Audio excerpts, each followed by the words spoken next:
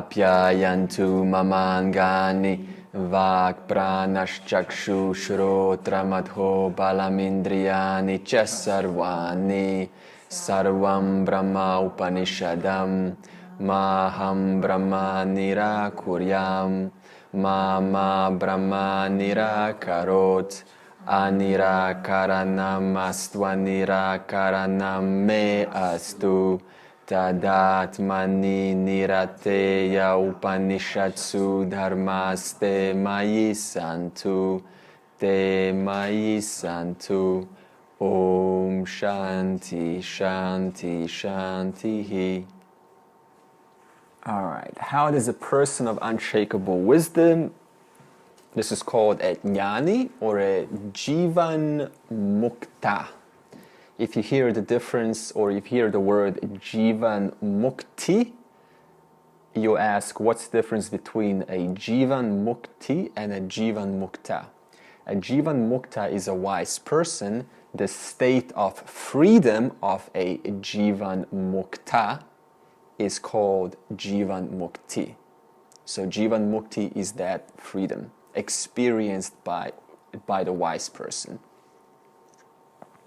Okay, so the question now is, how does the person of unshakable wisdom, that is a jivan-mukta, sit, speak, and walk? And this is a common question, and we're addressing this, reiterating it from last week, to remove any false notions about what is a wise person, because these ideas can subtract our or cause a hindrance to our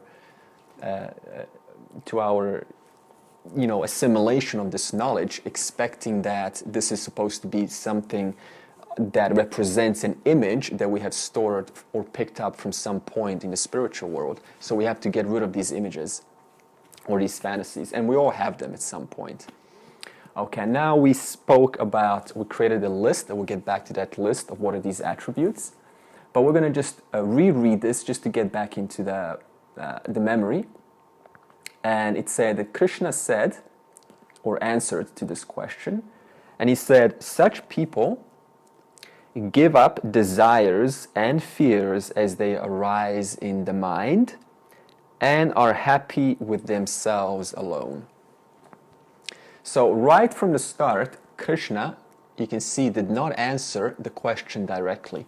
Krishna did not say to Arjuna, well, they sit like this, they speak like this, they walk like this, they have children, he didn't say any physical attributes, because the physical attributes, it doesn't matter what a jīvan-mukta, what their lifestyle is like, in terms of their possessions or in terms of their attitudes or in terms of their behavior, because you can fully have a jīvan-mukta or a Jnani, an enlightened person, who is married and has kids. In fact, this was very normal in the Vedic world, where the son would, as a certain samskara, a certain point of life, would get initiated into the Vedic knowledge by the father, because the father knew or had self-knowledge, and the son would get initiated by the father. That means the father would be the guru. You see, so we're not speaking about a particular what car is driven or what house or where is that. It's got nothing to do with it, especially today where the lifestyle is just not what we used to have. It's just, modern. So things have changed. So this question applies more than ever. And he also says they are happy with themselves alone. And you can imagine or think about now why, considering we have discussed about the one who knows who they are and who they are not. What does that mean? It means they're consistently, that is, you could say rejecting, even though that's not a proper means to say it, at least initially, rejecting all of the ideas about who they are not. Why? Why would someone be rejecting who I am not? Why would a wise person be rejecting an experience of sensual gratification, for example? Two parts. First of all, they know that sensual gratification is not going to last, that means it's subject to the arrival and departure. And that means when it arrives, it's so happy. When it departs, that's when, we sort of we miss it. So it causes a little spark in the mind. And series of these sparks cause one to just to be disappointed. So it's not out of a denial, it's simply out of an understanding that everything is subject to arrival and departure. And the second reason is because they're happy with themselves alone is because, as I said last week, when we stop externalizing our minds to the outwards, which is what most of us are trained to do, and we start to turn our minds inwards and ask or inquire, who is it that, because of whom is this experience, for example, now known for what it is? It's because of me. And who am I? Well, I am that who is aware of this. And who is that is aware of this?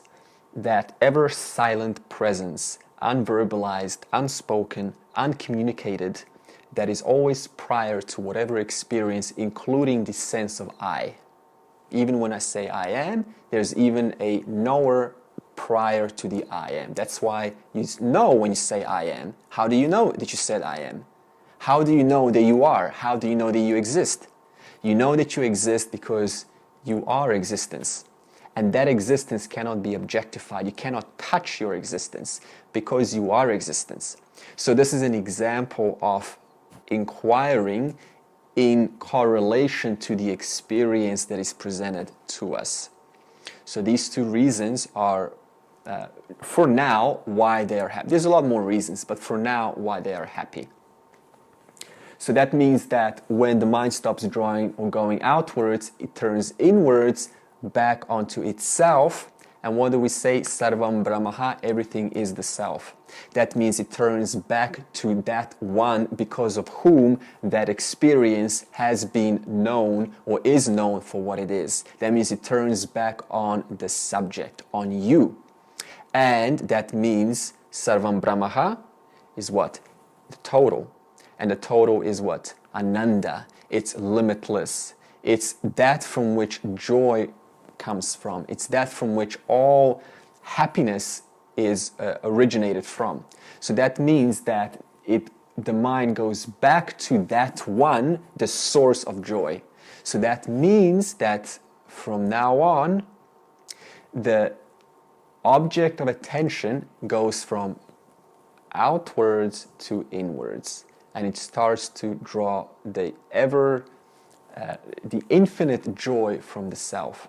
So that's the difference between a samsari and a jīvan-mukta. Is that clear? All right. So they don't hanker for pleasure and are unaffected by adversity, nor do they become elated when their desires are satisfied or depressed when they aren't. Once again, this supports the last point. They aren't elated even if something which you could say happens of a good, a pleasing nature, because they also know even that is subject to departure and arrival, right? And even that's going to end. Did you ever notice, by the way, the millionaires who won the lotto? They all, they celebrate on the equal level as much as they celebrated when they won the money. That is, when they lose, they have an equal intensity of loss, of unhappiness, as they had the intensity of happiness when they gained that money. See, the forces always balancing themselves. So a wise person doesn't let that out of the understanding happen, knowing that for every joy there's an equal and opposite departure. So they remain neutral. Or they can also remain joyful, but it's not attached joy.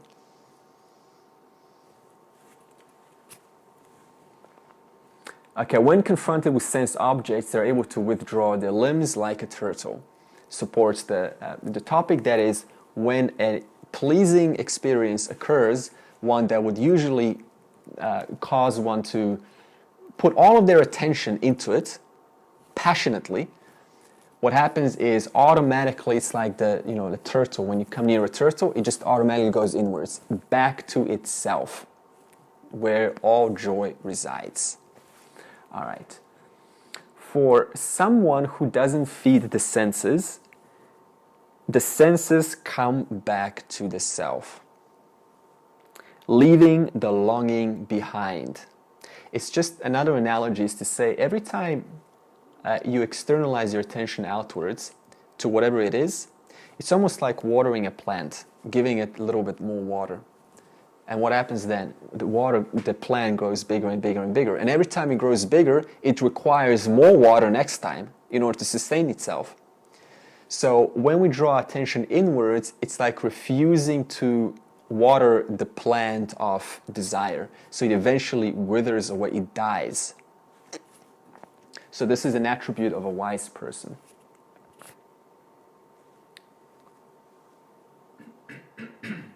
Okay, when the self is known, the longing goes away. The senses can even take the mind away from the self for even a wise person. Is that news? Called the fallen yogi syndrome. It's very rare, but it does happen because the senses are, just the nature of the world is that the mind likes to attract itself to an experience, to a sense gratifying object. So do the senses. See, the physical also has a personality. Sometimes it just needs to hug or touch. And the mind needs something to get stimulated and needs to play a game or something that's entertaining. So that sometimes can, even after self-knowledge, if one just says, well, that's it, I've got it, there's nothing more to know, I'm awareness, I'm consciousness, that's it, everything else is mithya, go home, now I can celebrate. That can be a big mistake, actually, because as soon as that happens, the world still continues like it always did. And we know how attractive the world is. You see? So we're not saying deny the world, just that to be very intelligent about, is this really going to produce a helpful, a peaceful, a tranquil, serene mind, or is this going to cause a mind that's going to want to re-experience the same experience all over again? Okay, so it takes away the mind from one who even sees clearly. That's why we have the third stage called nididhyasanam, which we will get to what it means. It's the lifelong contemplation. Controlling the senses and endowed with discrimination, two parts. Controlling the senses and discriminating satya mithya, self from not self. Keep your mind on me, capital M-E. This is direct statement from the Gita. Why does Krishna call himself me? Did you notice that? It's always just me. In the scriptures, they will speak like, what, me? Are you talking Krishna, or what are you talking about when you say me? Speaking of the self. Yeah, the self. See, when people see this is the other side, the Dvaitas. When they say me, they think that me is referring to Krishna. So they end up adoring Krishna as some deity in the heavens. Same thing happens in Christianity. Is when Jesus says, I am the Son of God, then the people will say, well, it's Jesus to worship. But Jesus is referring to the Son, who you are also, of God, of Ishvara. So Jesus is speaking as you. Krishna is speaking as you. So that's why Krishna is saying here, keep your mind on yourself. Keep your mind on me, because you are the self. And self-knowledge will firm up in your mind. Now, one of the things that we can do is, just a very simple affirmation, is when a temptation arises or something that would otherwise imply that I'm not whole and complete, is just to say, I'm complete, I'm whole, I'm already full. Because the mind wants to, bind or associate with an experience because it believes it is partial, it is empty. So something that we can simply do is say, okay, this is the mind and it wants to connect naturally. That's what a mind does. It always wants to connect with an experience, but I'm already whole and complete. So it's reminding yourself who you already are. A very beautiful short sentence. Okay, now, process of desire. So now let's investigate what happens when desire arises. Which we're not saying is a problem, only if it's misunderstood and misused. So now let's see how to use desire when understood properly. When you fancy objects, you become attached to them and soon desire them. Isn't that our experience? We first begin to take notice of that, and then we start to have thoughts about that, and those thoughts begin to get entertained more often, and what started off as a haphazard sort of entertainment or noticing now turned into a consistent sadhana, a consistent practice of entertaining desires about that object. We do this all the time when we think of a holiday. We want to go somewhere. What do? We start to kind of speak about it, don't we? Huh? I'm thinking of going to India. I'm thinking of going to Hawaii. I'm thinking, and then the conversation sort of, supports that, and then you start to, add more ideas, and then you start to think about it more often at home. And then you find yourself booking a ticket, and then the whole show gets laid out.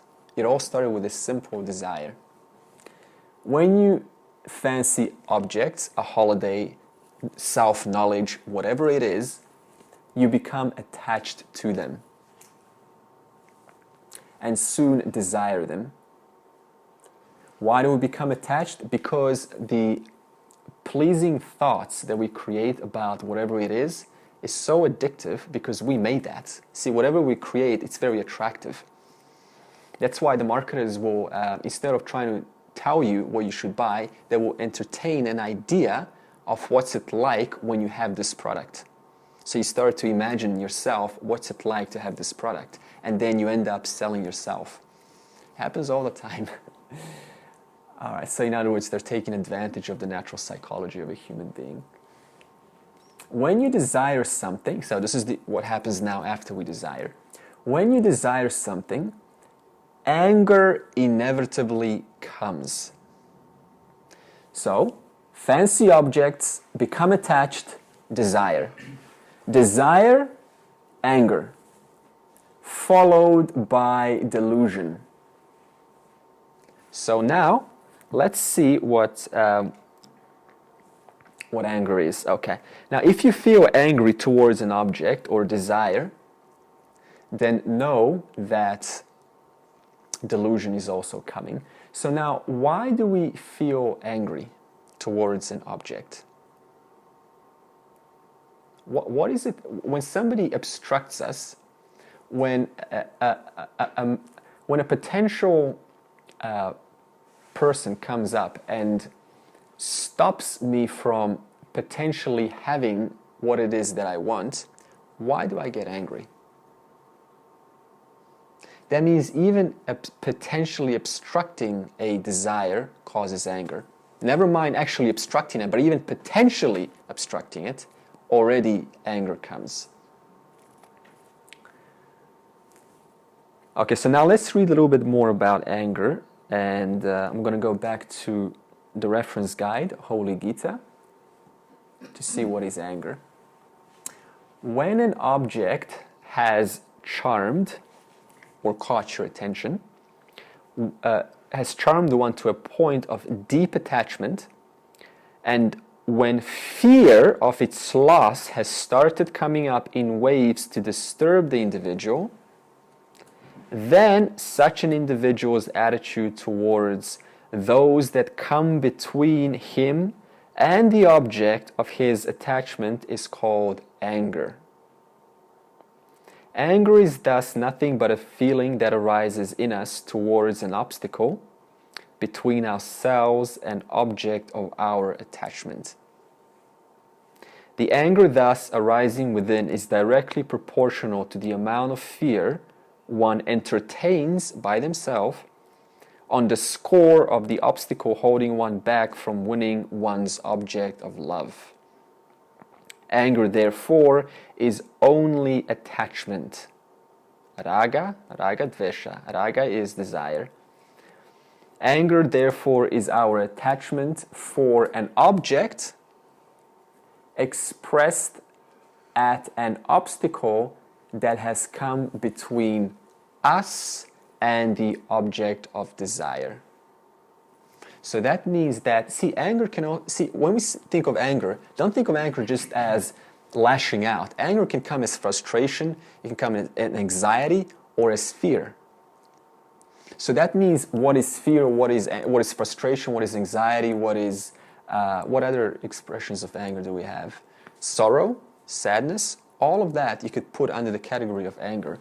So that means whenever these emotions are felt, it's because there is a certain attachment to how I wish for that to be according to my raga, to my desires. And if that does not turn out the way that I have imagined, then automatically anger arises out of that. That include jealousy. Yeah, especially. You get frustrated when you see others having what, you know. Yeah, because they're standing in my way of getting what I want, and so I want to destroy them. So that's what Duryodhana also wanted to destroy Arjuna, because even after expelling the Pandavas for 13 years, Duryodhana tried to find the Pandavas and actually destroy them because he couldn't stand them. Even if he gotten everything that he wanted, you know, the Indraprastha, the kingdom, everything he got, he still, because he was jealous about them, so he wants to destroy them. Because why? They're standing in my way of my happiness. Because I imagine that if that object gets destroyed, I will be happy. It may not be the case, but it doesn't matter, because I imagined it. So for me, it's real. Okay, so what is anger in summary? Anger in summary is the hindrance or the obstacle standing between the one that is desiring and that which is desired. Even entertaining not getting something, even that is enough to cause, you know, some sort of feelings of sadness, just kind of unpleasant feeling. So what's the point of this?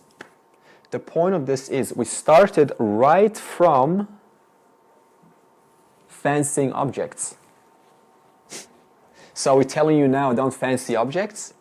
No, we're not. You can still fancy objects, just be very intelligent, because there's a danger of becoming attached to the object, knowing that it's subject to arrival and departure. So arrival departure should become a standard, ideally a standard understanding about life. Even your own body is subject to arrival and departure. So there's nothing we can do about it, only just simply accept it as the way of life. One thing has to die to give birth to another tree. One tree dies, a new tree is born. One culture dies, a new culture is born. That's just the way of life that has to be accepted and embraced. So, fancying objects leads to anger, and anger ends up, as we all know, creating or taking away your buddhi. That is your ability to discriminate what is the best course of action in order to deal with this in the most appropriate way that is conducive for both my health and their well-being. That buddhi goes away when there's anger. Because all that happens in anger is just the attempt to attain the object. That's all there is in anger mode, whether it's frustration or jealousy or whatever it is. But that removes the fundamental capacity that all human beings are endowed with, and that is your tikshna buddhi and your sukshma buddhi, your ability to discern whether it's gross objects or subtle objects, whether is it what should I do about this situation in the world, or what is real here? You know, what is real here? I'm real. What is changing? The situation is changing. That's called tikshma buddhi. So both sukshma, gross intellect, and tikshma buddhi, subtle intellect, that goes in anger. All starting by fancying objects. That's why we said at the beginning, they are able to withdraw their limbs like a turtle every time.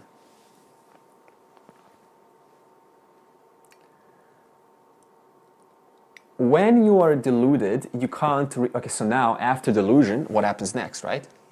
When we are deluded as a result of anger, you can't remember your purpose in life. The mind becomes incapacitated, and you are as good as just not functional, not effective in a situation. So now just imagine, for example, being in a place, in a life situation that unnecessarily causes a series of angers. Not necessarily all the time, but just a series of angers here and there and there and there. What that does is it's enough to take the mind away from the life purpose. Because see, anger is not just anger. Anger leaves traces, doesn't it? It leaves a tail.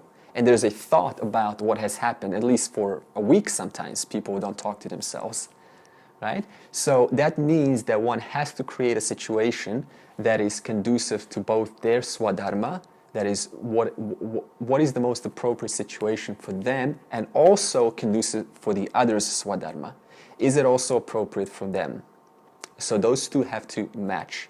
Otherwise, if there's a mismatch, then it creates unnecessary anger, it takes away discrimination, discrimination induces delusion, delusion takes away the ability to contemplate my life purpose, and then say goodbye to the shastras, to the scriptures.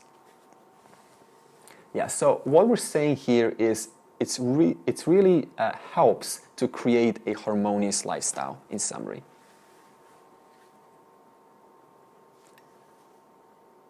Whereas a sense-controlled person, a jīvan-mukta, whose likes and dislikes are rendered non-binding by karma yoga, attains tranquility and moves freely amongst objects.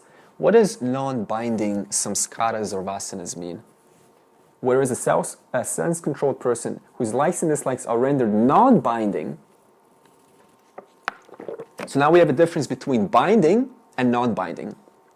What is a binding tendency? A binding tendency, a binding, what does it say here?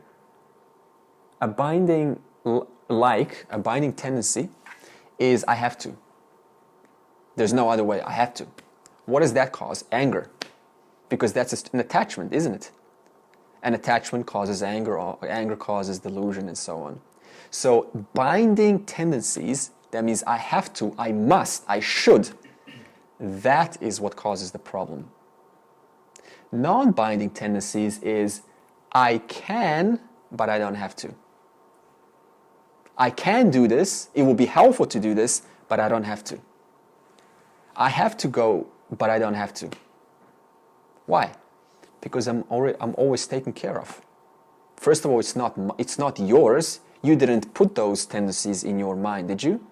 No, we grew up in an environment innocently exposed to the media, television, people around us, and we get implanted these tendencies, and then we protect them our whole life.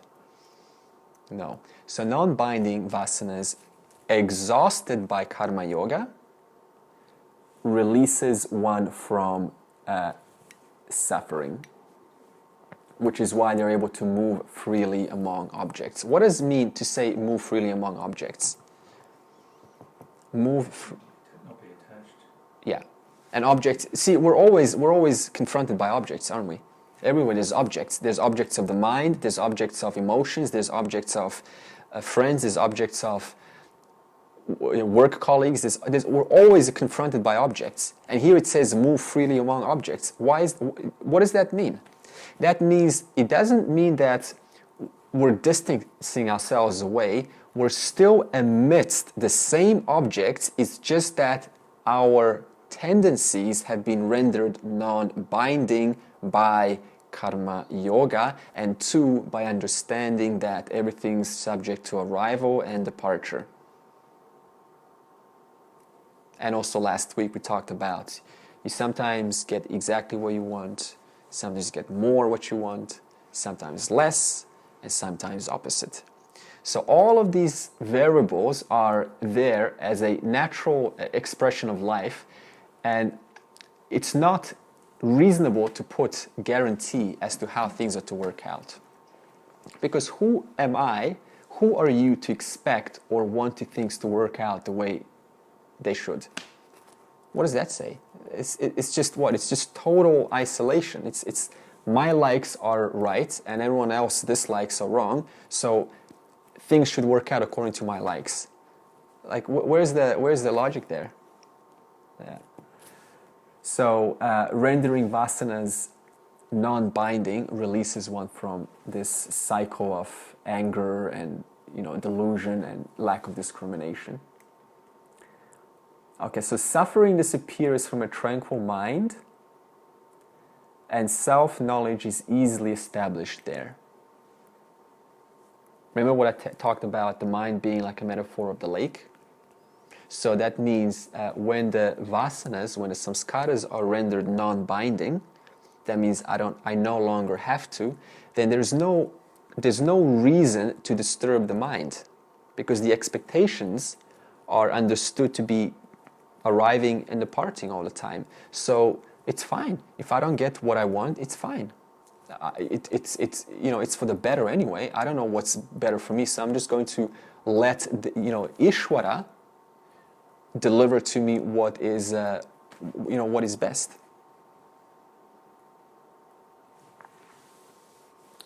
Or the other way to say it is,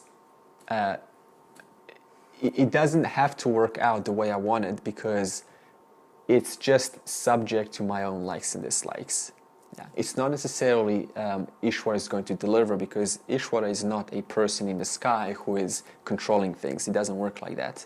What I meant was Ishvara is just a facilitator of your actions. That means if you choose something, Ishvara is obligated to deliver that result. So that means it's all up to you. But at the same time, we know that our likes and dislikes can get in the way. So knowing that, it doesn't have to work out the way that we want it. Okay, a disturbed mind is incapable of knowledge, and without knowledge, how can one contemplate on the self? Without contemplation, peace is elusive, and without peace, how can you expect happiness? So anger, delusion, discrimination, suffering, disturbed mind, incapable of knowledge, producing a lack of contemplation, and with a lack of contemplation, peace becomes elusive. And without peace, how can you expect happiness? A mind enslaved in the senses is pushed hither and thither, back and forth, in the ocean of samsara, just as a strong wind carries a small boat across the water. Now, we have a very nice analogy of this is, imagine a jiva, a person, like in a boat. And we have two boats, boat A and boat B. Boat A is guided by the shastras, by the scriptures.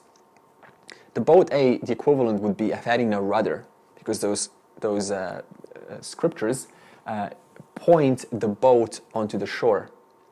Whereas the boat B doesn't have the shastra, the scripture, which is like taking away the rudder. So it doesn't mean that the boat's going to sink, it just means that the boat is going to have a much harder time arriving at the shore. Because not only does the boat not have a proper guidance system, but it also doesn't know how to operate the boat. So that's the beauty of the Shastras. Not only does it tell us how to operate our minds, how to conduct ourselves in the world, but also in what way to live our lives. You see, so there's a great benefit in engaging ourselves or reading the Bhagavad Gita every day, or a certain Puranas or some kind of text, because they always guide our minds. Okay. Steady knowledge only happens in a steady mind. A wise person is like an owl. This is a very interesting statement. A wise person is like an owl, awake while the world sleeps, and asleep when the world is awake. What does this mean? A wise person is like an owl, and an owl does what? During daytime, an owl sleeps. And during nighttime, the owl is awake. Okay, the way to understand this is, what happens when a unwise and a samsari, what happens when a samsari sleeps at night? Deep sleep, not dreams, deep sleep. Bliss. Non-dual bliss. There's nothing. There's no mind going outwards, is there? It's just total inwards. It's just here. Bliss. They don't know about it, nevertheless, but it's just lack of objects. The mind is not going outwards, everything's inwards. A samsari is asleep to that bliss, to that non-dual awareness. But an owl is awake to that. That's why it says here, an owl is awake at night. Therefore, an owl knows about that non-dual reality of the self, which the samsaris are asleep to. So that means, I'm going to read it once again, just for a further understanding. So a wise owl is awake while the world sleeps. World sleeps to the no outward thought. That means the mind's not going outwards. That means total inward bliss of non-dual self. A wise person is awake to this bliss. And then it says, an owl is asleep when the world is awake. Why does it say that? Why is the owl asleep while the world is... When is the world awake? During daytime. What happens in daytime? All of the senses go outwards. Out, out, out. A wise person is asleep to that. So that means what? To a wise person, there is nothing but the bliss of self, the self. But a samsari is only awake to the daytime, the mind going outwards, but asleep to night, which the wise person is awake to. That's what the statement means. So the world is awake to senses, externalizing mind outwards, neglecting the self. A wise person is asleep to this externalization. Hence, to wise person, there is only the self. It was just so many interpretations I put, just to make sure. Okay, now one little point here is it says, a wise person is asleep to this externalized. It sounds like a wise person doesn't experience. We're not saying that. It's just that, as we said from the beginning, when confronted with sense objects, they're able to withdraw their limbs like a turtle. Despite experiences occurring, it is now not, there's no attachment to those experiences. But they still do occur. Because why? The mind is being trained to look back onto itself. Because of whom is this experience known? Inquiry mode. All right. His or her mind is unaffected by desires flowing into it. Just as the ocean is unchanged by the many rivers that flow into it. When your binding desires have been rendered non-binding, your sense of I and mine disappear. And like waves merge into the ocean, your mind merges into the self. Your belief in smallness and separateness dissolve, and you become permanently satisfied. Okay, several points here. When your binding desires have been rendered non-binding, so what does binding desires mean? They're mine. That's what we do. When there's a binding desire, it's mine. So I choose to protect it. So the I gets formed. There's an entity, there's a door the ego, there's somebody doing the protection. So that means when there is a binding vasana, automatically there has to be somebody who is trying to own it, trying to fulfill it. And that somebody gets created as the ego. So that means the binding vasana holds the ego. You see the connection? As long as there's a binding vasana, I have to get that. Who's that I that has to get that? The ego. But when that which I have to get has been rendered non-binding, then what use then why do you need the I? Who's there to need anything when there's nothing to need? When all the vasana has been neutralized, then who is there left to go? I want to fulfill something. I want to get something. I want to feel something. That's why it says your sense of I and mine disappears. Is that clear? Or we need more explanation on that? Okay. I'm just thinking, if a Vedanta gets into this and understands at a deep level about desire, yeah, and understands that deep sleep is just basically some kind of state that parallels or similar to in moksha. No, not at all, actually. No. It's just a metaphor. Okay. We call deep sleep two-thirds enlightened because it's a good pointer, it's a good analogy, because in deep sleep there's no objects. But and so there's bliss. That's why we say, that's why we like to sleep. We don't go to bed to dream, we go to bed to sleep. If there was nothing but a dream, we'd probably, oh my God, I got a dream again. We don't do that. We go specifically to sleep because we know in sleep there's nothing. That's why the body is able to regenerate so fast, because it's not subject to entertaining thoughts or processing thoughts. Or desires, yeah. But yeah, tendencies from the causal body, the body that causes those tendencies. So the answer is, but the person doesn't know about that lack of objects. So in the waking state, the person knows about, is aware, but the problem in the waking state is there are objects. You see? So here we have objects, but we're totally aware, but in deep sleep there's no objects, but we're not aware of that. Okay, so now how do we tie in this with your question? That is, what is moksha and how does that relate to deep sleep? Moksha is neither. Moksha is neither the deep sleep, the waking state, nor the dream state. It's the simple awareness of the deep sleep, the waking state, and the dream state. Because see, the three states, they have their own worlds, don't they?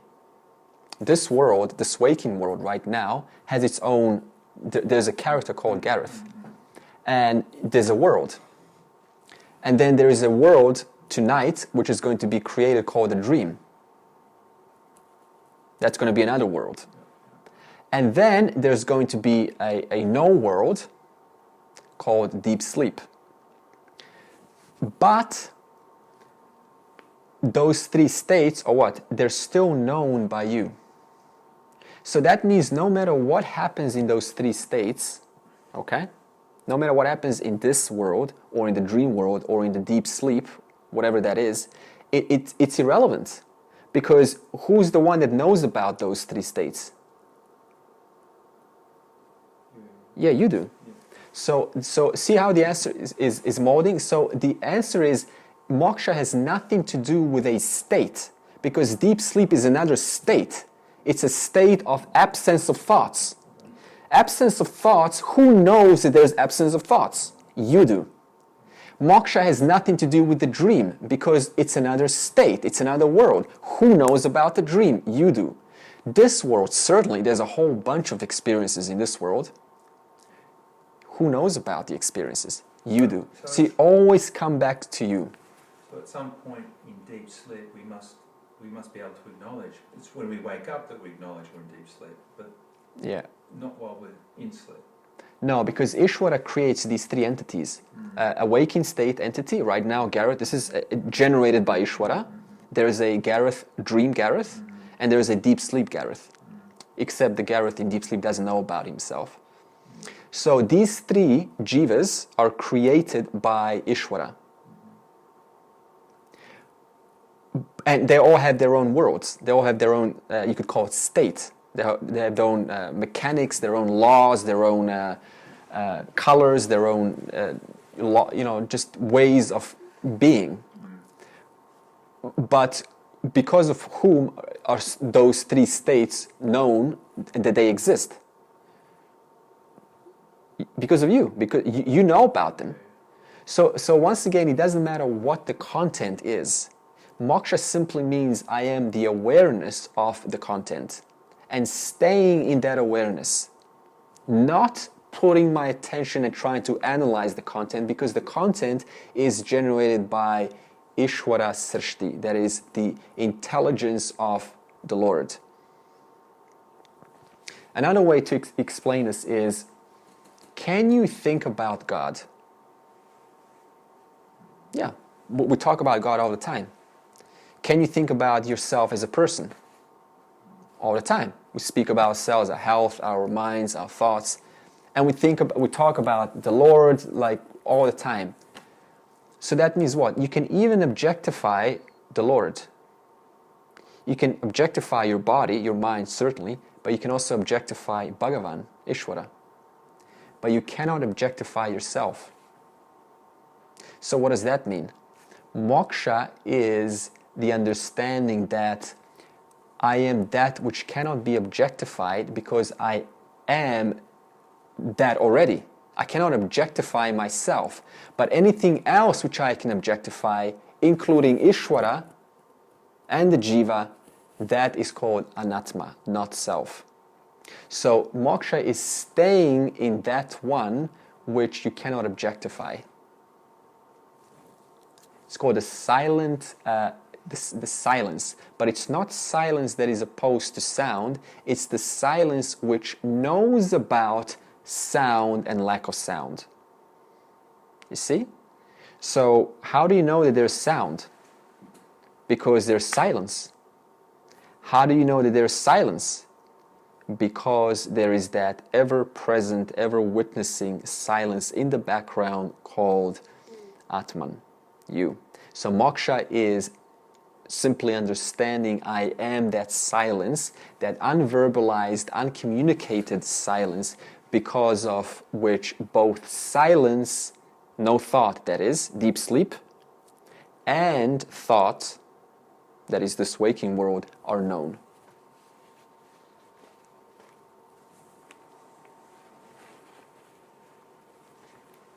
Okay, when your binding desires have been rendered non-binding, your sense of I and mind disappears, and like waves merge into the ocean, your mind merges into the self. Your belief in smallness, separateness dissolve. Why? Why does it dissolve? Because take the analogy of the wave. Before, the wave thought it was separate from the ocean and the other waves. So when a small wave, sees an even smaller wave, then the wave feels glorious. But as soon as it turns its head and sees a bigger wave, then it feels small. But if a wave called a jīvan-mukta, a wise person, knows that, hey, the waves look different, everything looks different, the world looks different, we all look different, we get it. Our thoughts are different, our ways of communicating, it's all different. But like a wave, a jīvan-mukta knows that every other wave is of the one same source, H2O, in this consciousness, which I am not separate of. Because if there is only ocean, then what is there other than the ocean? You see, it's different, it looks different. It looks different in the form of a waking state, it looks different in the form of a dream state, and it looks different in the form of a deep sleep state, but even those three states are pervaded by H2O, you. That's why you know about your three states. That's why you can say, I had yesterday, I dreamt yesterday, and I had deep sleep yesterday. I was alive 1 year ago, I had a dream 1 year ago, and I had deep sleep 1 year ago. I was alive 30 years ago. I had dreams 30 years ago, a lot more clear than today, lucid dreams and all that. You all remember when you were small, you had very clear dreams. And I had sleep 30 years ago. 30 years later, you know about every single time you've slept, you dreamt, and you were conscious. So that means what? That which pervades every state, the waking state, the dream state, and the deep sleep state, that one, that's you. That's why you know about every state, all the time. We call that, when we get to the Mandukya Upanishad, we call that Turiya. Turiya means, in Sanskrit, means four. This means the fourth principle which pervades the first three states. Not the fourth state, Gareth, not the fourth state, because, moksha is not a state. It's the fourth principle which pervades the three states. Okay, now we have one problem here, and it's called viparita bhavana. So even after permanently satisfied, the problem called memory comes in. Because even after gaining self-knowledge, Brahma Vidya, what happens is memories are still running the person from the unconscious. The causal body is still there. It's still sending out the same memories, the same tendencies, the same lack of love issues, unresolved. They're all there. Nothing changes. So they prevent the fruit of this knowledge.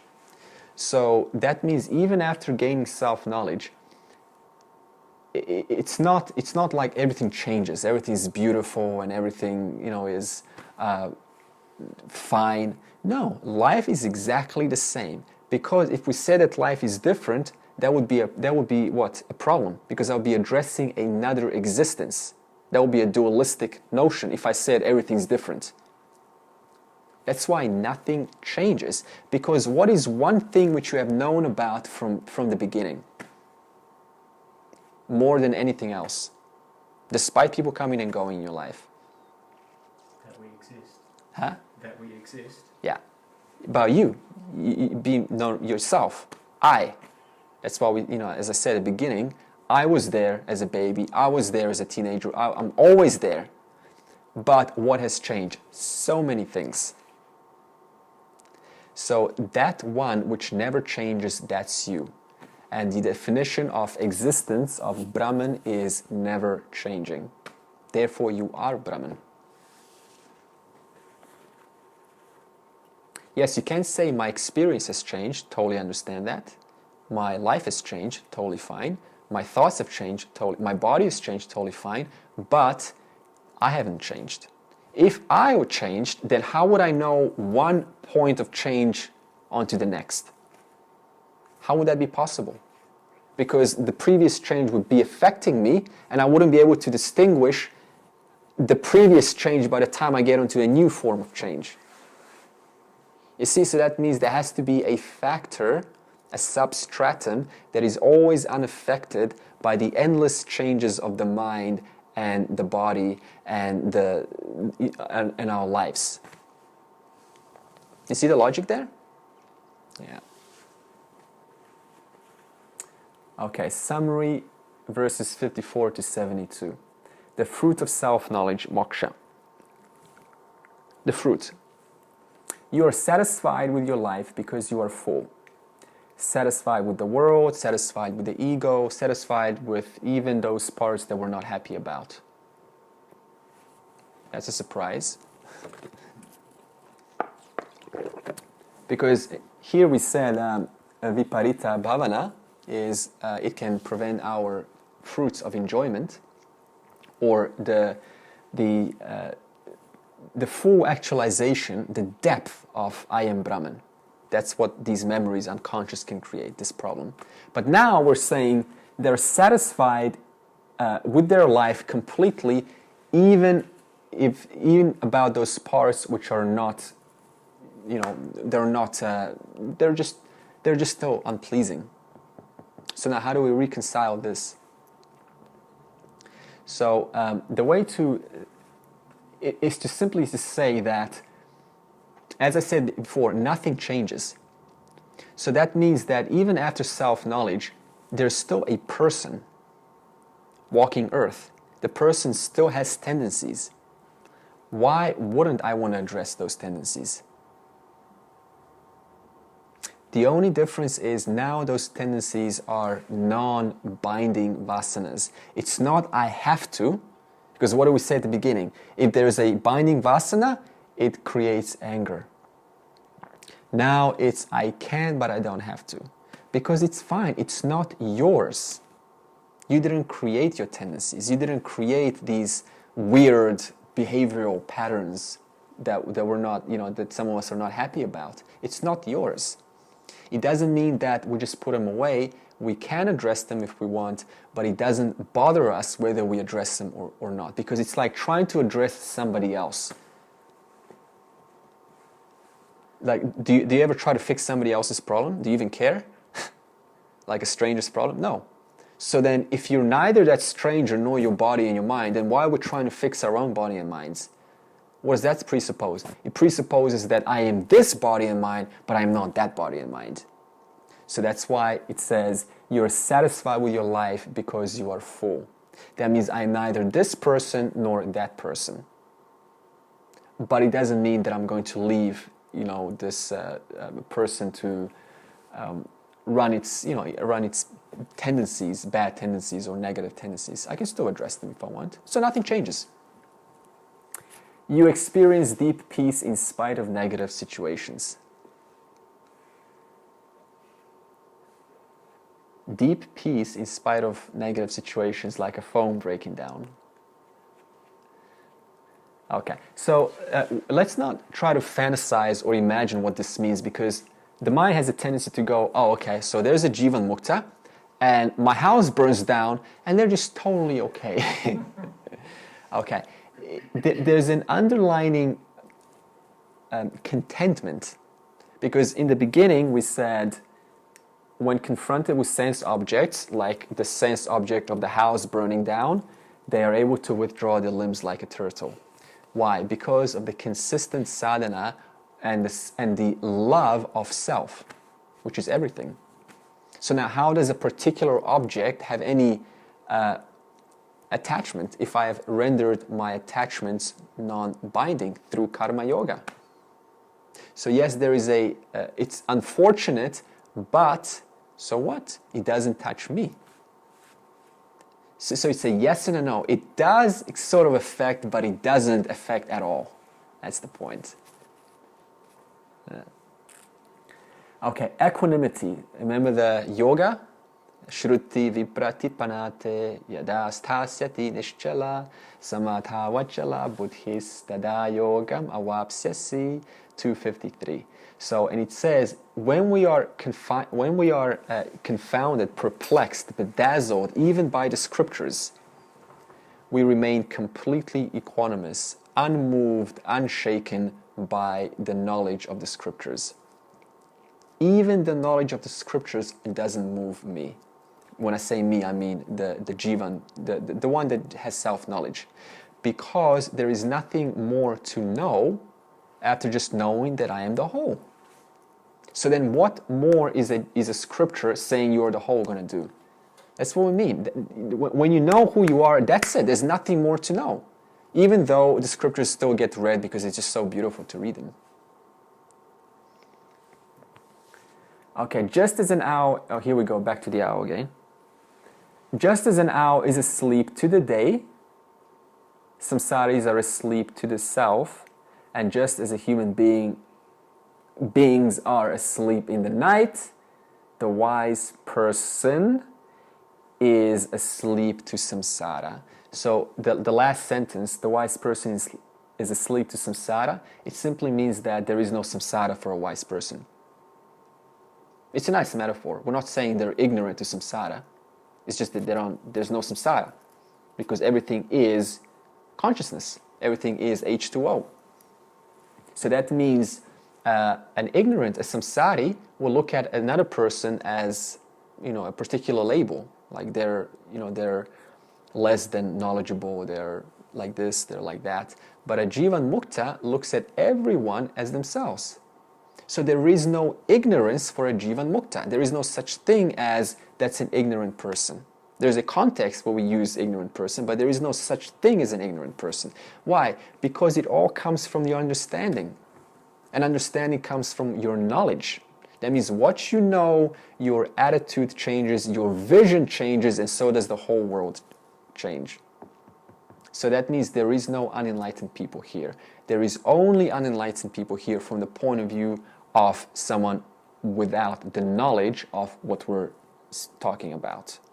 But from the point of view that everything is me, everything is consciousness, what is there to label?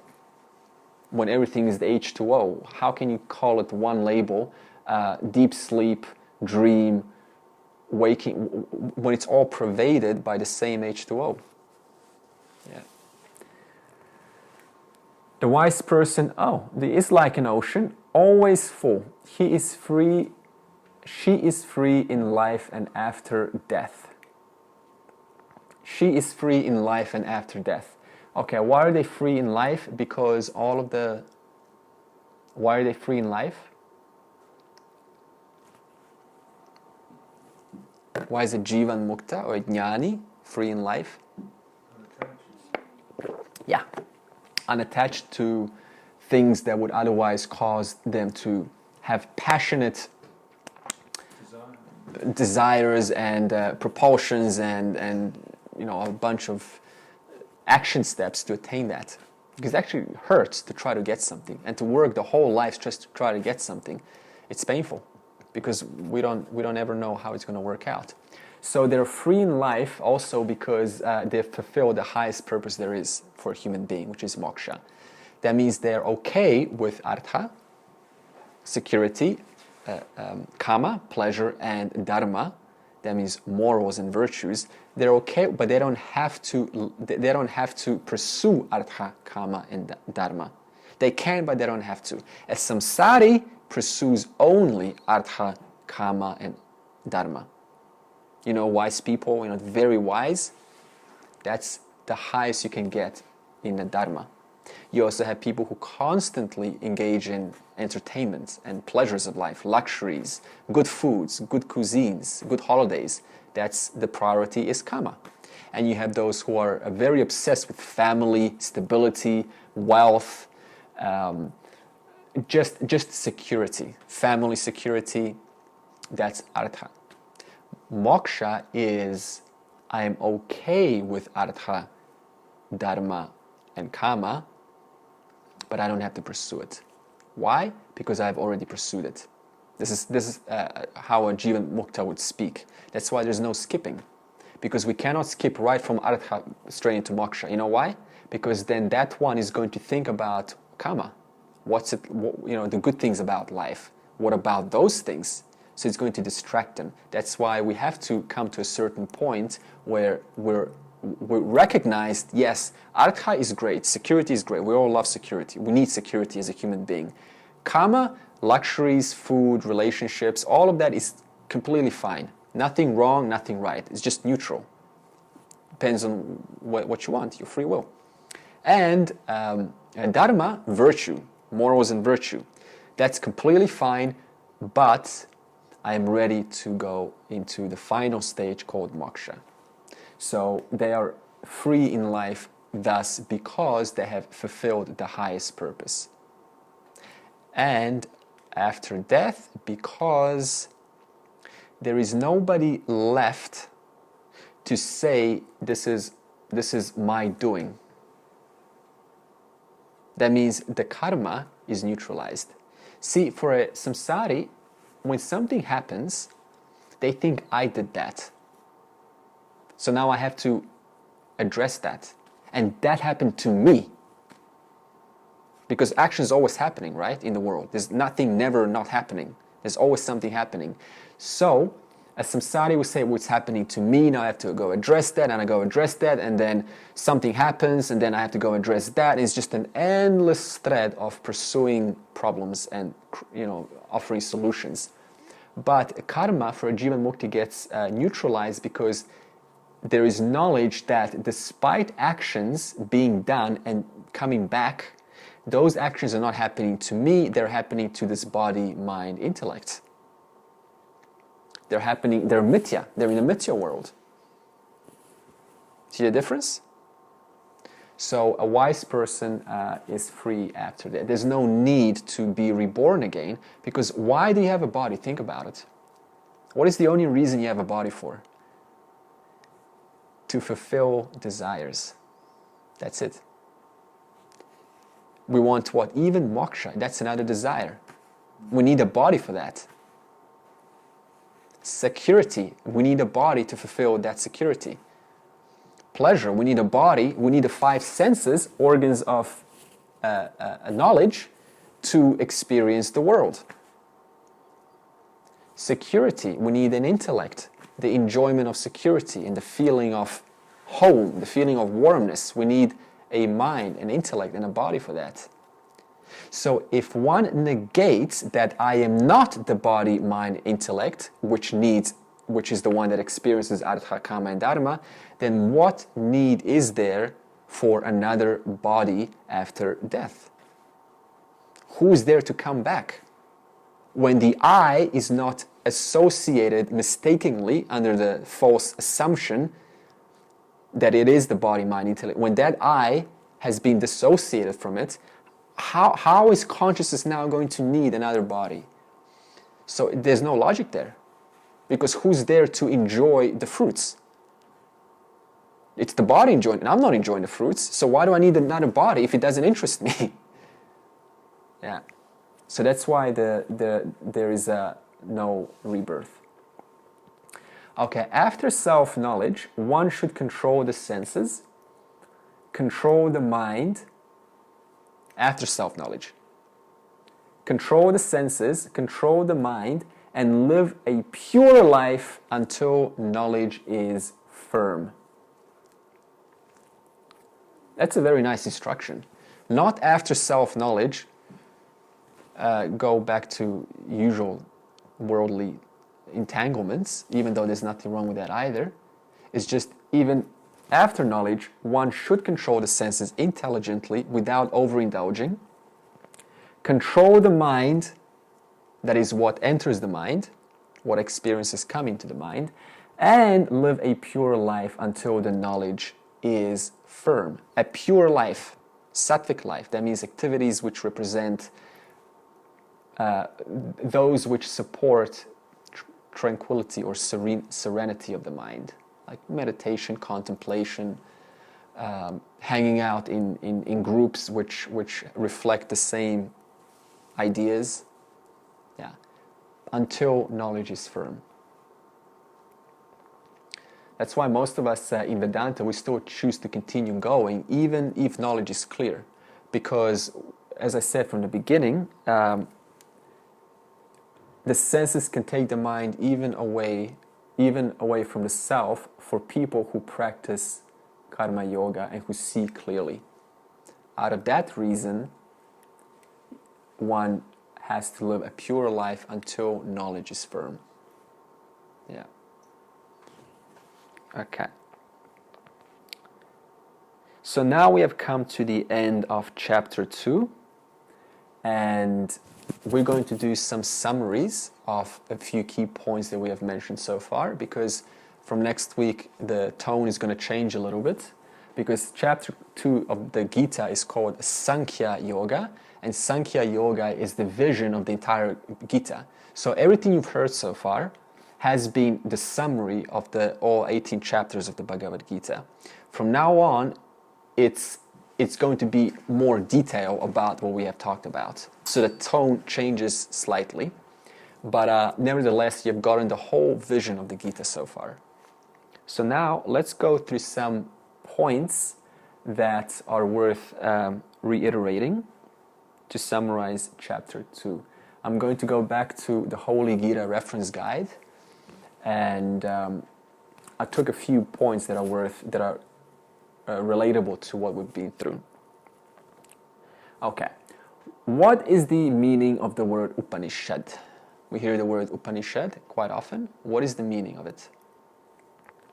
It's a word indicating a literature that is to be studied by sitting Shad, and upa means near, and shad sitting. So I'm sitting near to a teacher in spirit of the receptive wanting and surrender. That's the meaning of Upanishad. Okay. 10. Upanishad teaches what we've been through so far, self-knowledge. It's called Brahma Vidya. That's what the purpose of Upanishad is. It's the last section of the Vedas called the Jnana Kanda. It's a very small section. In the Vedas, there's 4 Vedas, and every Veda has 2 or 3 Upanishads at the end, and their purpose is to reveal this knowledge. So they teach the knowledge of Brahman. And the rest of the Vedas, the beginning, called the Karma Kanda, teaches all about Artha, Kama, and Dharma. Only the small section at the end teaches about moksha. And now you say, why is the Vedas so big? Why is this huge 4 volumes of Vedas? Because they appeal to different temperaments for different people. It doesn't mean that you have to read the whole thing, because it doesn't apply to you in that stage of life. So we take parts that are applicable to our life stage and discard the rest. That's how these scriptures work. All right. What is sin? The word sin. Sin is only a mistake committed by an ignorant individual ego against its own divine nature as the eternal self, soul. To act as the body or the mind or the intellect is not to own up to the responsibilities of a man, but to behave under the impulse of an animal nature. So body, mind, and intellect, they all have their own personalities, you could say. The body has a personality of satisfying itself by touch, smell, sight, hearing. That's how the body gets satisfied. If you deprive a baby or a human being from exercising its sight, hearing, smell, it's just going to wither away. It's going to turn ill and die eventually. So that means the body has to get fed senses for it to stay alive. If you just entertain the mind, the feeling, the feeler of thoughts, then, or you deprive that, then there's going to be a sense of numbness. That's a dead person. There's nothing, there's no emotion there. And intellect, if you deprive the intellect, then that's just what? That's just a impulsive animal. That's an instinctually impulsive animal. And all of these body, mind, and intellect have their own personalities. So that means that if we subordinate or subject ourselves to any one of them at the exclusion of the other 2, then that is called sin. Because every one of them has their own desires. So if I say I'm just going to satisfy my body desires, then the body is going to go and indulge in food and, sensual pleasure and so on. That is what? Ignoring the nature of a human being, which is all 4 at the same time: physical, mental, intellectual, and spiritual. So it is to act as the body, so in other words, I already said this last time, some people can just act one of these personalities and totally ignore the rest, and you can tell easily there's a misbalance there. They're either too intellectual, they're too much in the head, they're too much in the heart, or they're just all about just body stuff. Yeah.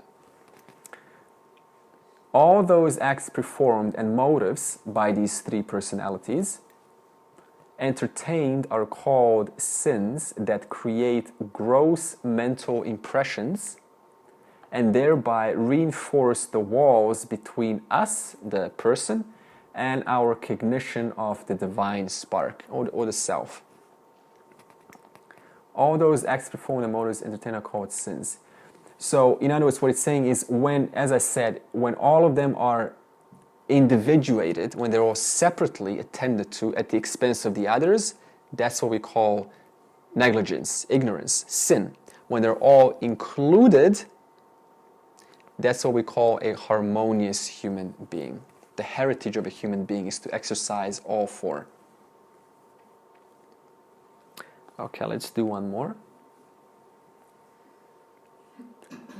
The Kauravas and the Pandavas. Okay, so from the beginning I said the story of the Gita, and the Kauravas was on the Duryodhana side with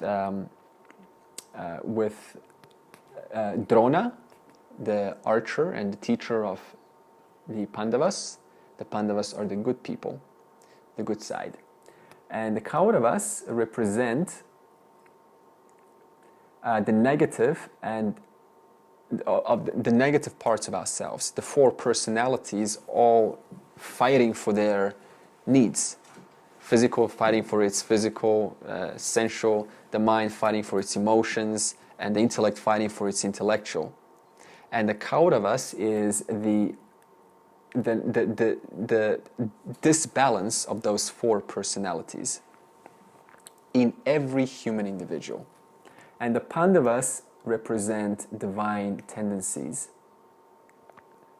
That's why there was a story in the Gita where Krishna asked Dharma Raja, a person called Dharma Raja, who was the wisest in the kingdom. And he said to Dharma Raja, "Go out and find me the most wicked person and come back to me." And Krishna told Duryodhana is the dark side, the ego part of the individual, told Duryodhana, "Go out and find the wisest person." And they both came back and they failed. Dharma Raja could not find a wicked person, and Duryodhana could not find a wise person. Why? Yeah, because there is only you here. Your understanding, your outer world is a reflection of what you know, of your understanding. To Dharma Raja, everyone is wise, everyone is beautiful, everyone is the self. So who is there to be wicked? To Duryodhana, everyone is wicked. So who is there to be wise? Yeah. So that's the difference between Kauravas and the Pandavas. And that's why sometimes even someone who is doing something, they know they're not supposed to be doing it, and they will tell you this is bad. They even know it's not good, but they still do it. They can't help themselves. I actually just watched the documentary about the Colombia. There was some very dangerous drug in Colombia, and they used that to incapacitate the individual, and then they steal all their money. They just put a little bit in their drink or give them to sniff it, and they're gone. And one person decided to go find these mobsters and interview them. Just say, like, why do you do this? Like, what's your motivation? And they were very honest. They said, I started and I know I'm doing all these bad things. I know they're not right. But hey, that's just the way it is. So we all inherently have the Pandavas, the good side in us, and the Kauravas. And the Kauravas, if the Pandavas is not exercised, it's not attended to, it's not supported, then the Kauravas comes out by itself. Yeah. And even sometimes in very short moments we can have a Kauravas moment, and then we go, oh, I'm sorry, I should have not said that. Pandavas comes out. Yeah. Okay, and the next we'll do it next week. Sarve bhavantu sukhinaha, sarve santu niramaya, sarve bhadrani pashyantu, ma kaschid dukha bhag bhavet. Om Shanti Shanti Shantihi.